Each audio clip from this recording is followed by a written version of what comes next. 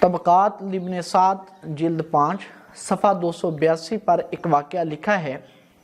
حضرت عمر بن عبدالعزیز رحمۃ اللہ علیہ کے پاس کسی شخص نے بات چھیڑ دی کہ صحابہ کی آپس میں لڑائیاں ہوئی تھیں، تو عمر بن عبدالعزیز رحمۃ اللہ علیہ نے فرمایا، خدا کا کرم ہے، اللہ کا شکر ہے کہ رب کائنات نے ہمارے ہاتھوں کو اس لڑائی سے محفوظ رکھا ہے، کیونکہ اس زمانے میں ہم تھے ہی نہیں۔ اب ہمیں اپنی زبان پر کنٹرول رکھنا چاہیے، صحابہ کے خلاف اپنی زبان کو نہیں کھولنا چاہیے۔ تو پھر عمر بن عبدالعزیز رحمۃ اللہ علیہ نے اس شخص سے کہا، اگر تیرے باپ اور چچا کی لڑائی ہو جائے تو کس کے منہ پر تو جوتے مارے گا؟ باپ کے منہ پر جوتے مارے گا یا چچا کے منہ پر جوتے مارے گا؟ تو حاضرین نے کہا، دونوں حضرات اس کے لیے محترم ہیں، چچا بھی اس کے لیے محترم ہے،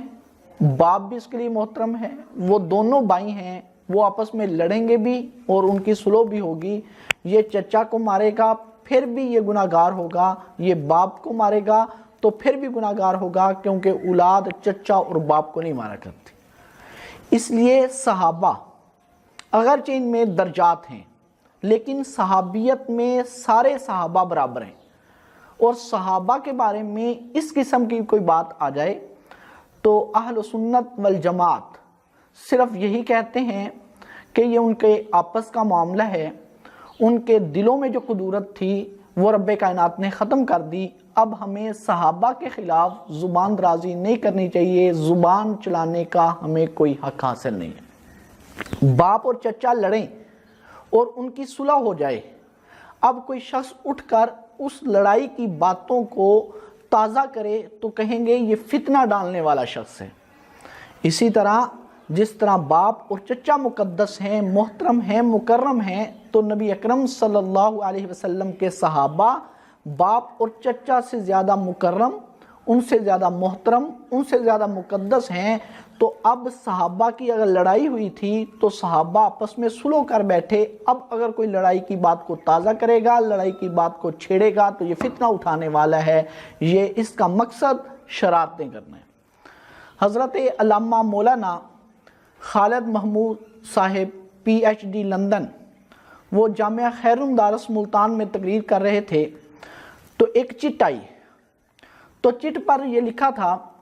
کہ آپ حضرت معاویہ رضی اللہ تعالی عنہ اور حضرت علی رضی اللہ تعالی عنہ کی لڑائی کے بارے میں کیا کہتے ہیں؟ تو حضرت علامہ مولانا خالد محمود صاحب نے فرمایا کہ تو لڑائی کی بات کرتا ہے، تو لڑائی کی بات کو تازہ کرتا ہے، حالانکہ ان کی تو آپس میں صلح ہو گئی تھی، اور صلح ہو جانے کے بعد کوئی شخص لڑائی کی بات کو تازہ کرے، لڑائی کی بات کو چھیڑے تو اس کا مقصد صرف شرارت کرنا ہے، اس کا مقصد صرف فتنہ ڈالنا ہے۔ ان کی آپس میں لڑائی ہوئی، لڑائی کرنے والے صلح کر بیٹھے، اب تجھے لڑائی کی بات کرنے کی کیا ضرورت ہے؟ تو صلح کی بات کر۔ اور یہ جو صلح ہوئی ہے اس کی تعریف خود زبان نبوت سے ہوئی ہے۔ حضرت امام حسن رضی اللہ تعالیٰ عنہ نے حضرت معاویہ رضی اللہ تعالیٰ عنہ سے صلح کی ہے، اور اس صلح کی تعریف زبان نبوت سے ہوئی ہے۔ بخاری شریف پہلی جلد، اس میں یہ حدیث موجود ہے کہ نبی اکرم صلی اللہ علیہ وسلم نے امام حسن رضی اللہ تعالیٰ عنہ کو دیکھا اور دیکھ کر فرمایا، یہ میرا بیٹا ہے، یہ سید اور سردار ہے، اس کے ہاتھ پر مسلمانوں کی دو عظیم جماعتیں، دو بڑی جماعتیں صلح کریں گی۔ اور امام حسن رضی اللہ تعالیٰ عنہ نے حضرت معاویہ سے صلح کی ہے۔ ابن عساکر نے بھی لکھا ہے، صالح حسن بن علی معاویہ بن سفیان، کہ حضرت امام حسن بن علی رضی اللہ تعالیٰ عنہ نے حضرت معاویہ بن ابی سفیان رضی اللہ تعالیٰ عنہما سے صلح کی ہے۔ وَسُمِّيَ عَامُ الْجَمَاعَةِ، اور اس سال کا نام اسلامی تاریخ میں جمع ہونے کا سال رکھا گیا ہے، صلح کا سال رکھا گیا ہے، اور مسلمان اس صلح سے خوش ہوئے۔ اب بیوقوف ہیں وہ لوگ جو لڑائی کی بات کرتے ہیں، لڑنے والے صلح کر بیٹھے، اب کوئی اور شخص اٹھ کر وہ لڑائی کی بات کرے تو اس کا مقصد صرف اور صرف فتنہ ڈالنا ہے۔ ہمارا اور ہمارے اکابر اہل سنت والجماعت کا مذہب یہ ہے، ان کا عقیدہ یہ ہے، ان کا موقف یہ ہے کہ صحابہ اور اہل بیت ان کی آپس میں محبت تھی، الفت تھی، پیار تھا، عقیدت تھی، اور وہ آپس میں لڑتے جھگڑتے نہیں تھے۔ اور یہ ہمارا دعویٰ یہ ویسے فلسفیانہ گفتگو نہیں ہے، کہانیاں نہیں ہیں، کسی ڈائجسٹ میں آنے والی کہانی نہیں ہے، بلکہ ہمارا یہ دعویٰ قرآن پاک کے مطابق ہے۔ اگر کوئی شخص اٹھ کر یہ کہے کہ صحابہ اور اہل بیت کی آپس میں صلح تھی، ان کی محبت تھی، تم اس دور میں تھے،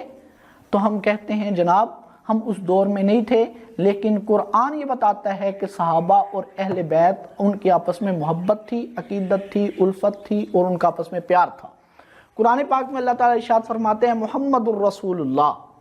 والذین معاہ، کہ محمد صلی اللہ علیہ وسلم اللہ کے رسول ہیں، والذین معاہ،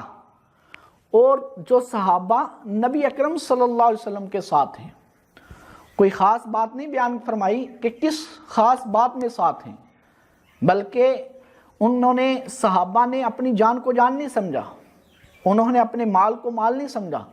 انہوں نے اپنے وطن کو اپنا وطن نہیں سمجھا۔ آقا علیہ السلام میدان جہاد میں گئے ہیں تو صحابہ بھی میدان جہاد میں اترے۔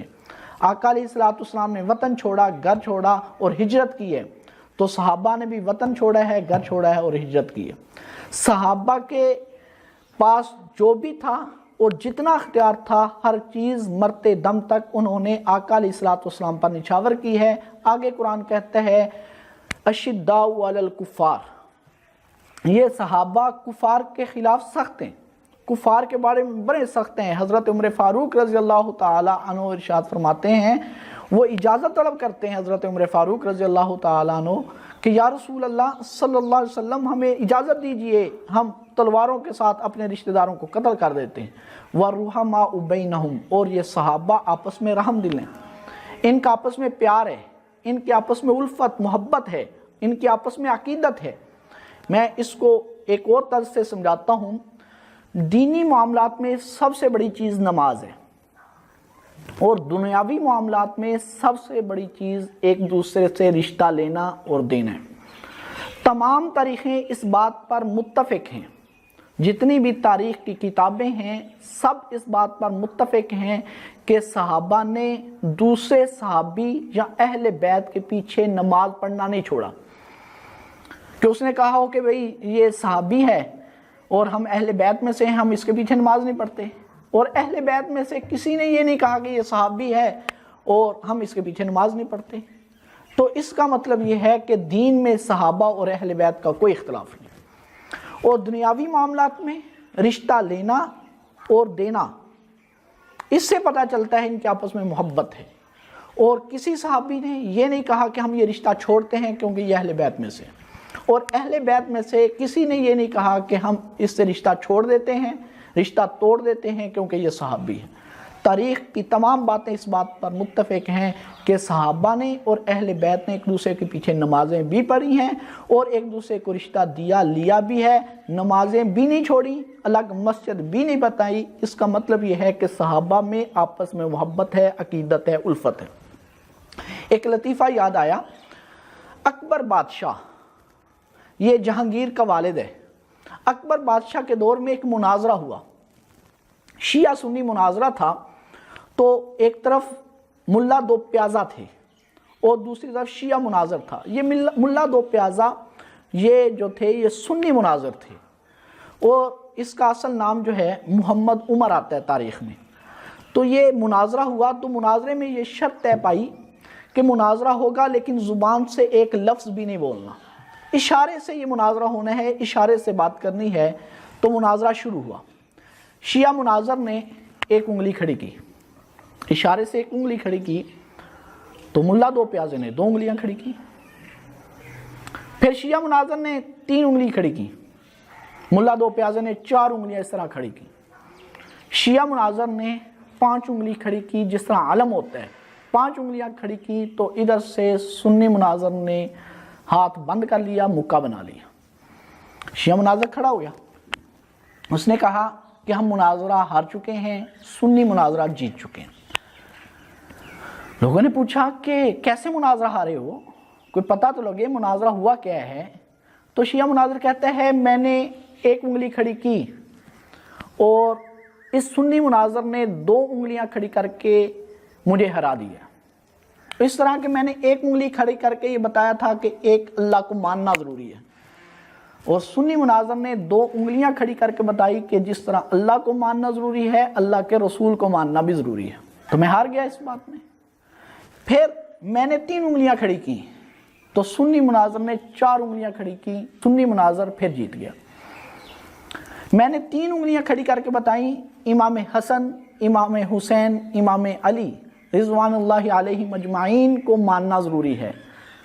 تو سنی مناظر نے 4 انگلیاں کھڑی کر کے بتائیں کہ خلفائے راشدین جو 4 ہیں، حضرت ابو بکر، حضرت عمر، حضرت عثمان، حضرت علی رضوان اللہ علیہ مجمعین کو ماننا بھی ضروری ہے۔ پھر میں نے 5 انگلیاں کھڑی کی اور میں نے 5 انگلیاں کھڑی کر کے بتایا کہ یہ جو 5 ہیں یہ صحابہ سے الگ ہیں۔ تو اس نے مکہ بند کیا،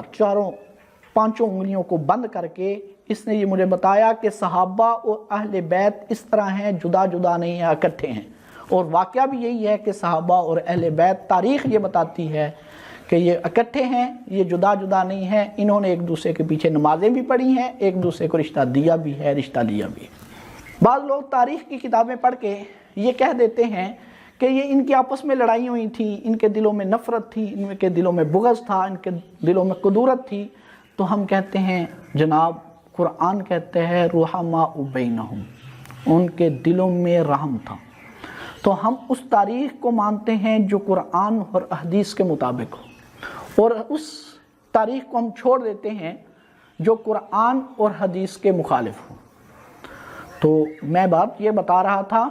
کہ صحابہ اور اہل بیت ان کے آپس میں محبت ہے، ان کے آپس میں عقیدت ہے، ان کے آپس میں الفت ہے، ان کا آپس میں پیار ہے۔ اب کوئی لڑائی کی بات کرے اور صلح کی بات نہ کرے تو اس کا مقصد شرارت کرنا ہے، فتنہ اٹھانا ہے، اور جو صلح کی بات کرتا ہے وہ فتنے کو دباتا ہے، وہ فرقہ واریت کو روکتا ہے۔